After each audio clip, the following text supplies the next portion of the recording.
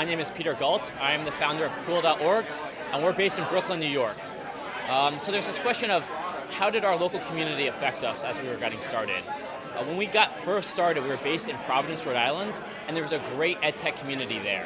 There's this tight-knit community of teachers there, and they just jumped on our product. They started using it as soon as we launched. And if we were based in Silicon Valley, we would have had to compete with 200 other ed tech products that are all trying to get in front of teachers. But by being in Providence and being in a small community, we were able to get supporters right off the bat that loved using our product. So I'd highly recommend to all the other ed tech products out there to get started in a local community where you can talk directly with teachers and get feedback. So my name is Megan McTiernan. I'm with Grad Guru here in the 1776, part of the Expired Accelerator with AT&T. I want to say that my experience as an entrepreneur has been shaped by my community of philanthropic funders and the workforce development community that I come from. Our app targets community college students who are looking to make their way through the system. And in the Bay Area, there's so many apps that are not targeting the underserved, and we want to be a part of the solution for people who are not necessarily benefiting from the fast rate of technology advancement that's happening in our city. My name is Ben, founder and CEO of Educanon, and we are based here in Washington, D.C. I was a teacher in the classroom in Richmond, California, and that's where we launched Educanon. It wasn't built for the classroom, it was built inside the classroom. And because of that, we were able to iterate at a much quicker pace. Teachers were using it every day in new ways, and we could see how they were using it. We could see students' responses, and that allowed us to move much more quickly in ways you can't do if you traditionally go through a VC or a different accelerator program.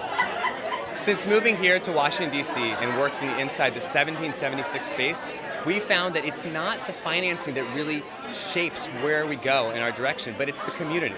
And that's not just the mentorship either, it's actually the other companies. Much of our inspiration and brainstorming comes from working with these fellow entrepreneurs here. Are we good for sound? All right. My name is Carl Rectanis, and I'm the co-founder and CEO of Learn. Our local community, Raleigh, North Carolina, has been very impactful in how we've grown our company for three reasons. First, we've got an immense amount of talent to draw from for our workforce. Secondly, the Research Triangle Park has a long history of public-private partnerships, dating all the way back to the first public university system. And finally, it's less expensive than a lot of other areas around the country to grow a company.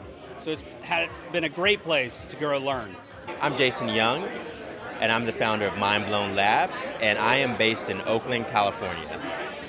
When I think about how my community has shaped my experience as an entrepreneur, I can honestly say that Oakland is a really awesome place to start a business. The community has really supported us in many ways that I would have never expected. Everything from providing free office space to the local banks there being some of our first customers. And I think part of it is that every community has its own particular flavor. When I think about Oakland, that flavor really is around social change.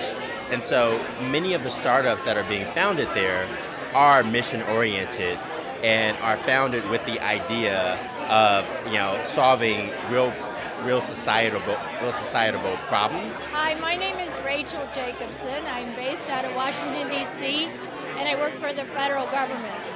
I think what makes for a great entrepreneurial ecosystem is a city that has a vibrant ecosystem in its midst.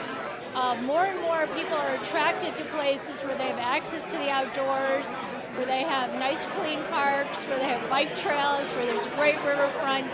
And because people like that are attracted to cities with these wonderful outdoor spaces, they're also attracted to good ideas and innovation and creativity. So that's what I think makes for a good entrepreneurial ecosystem.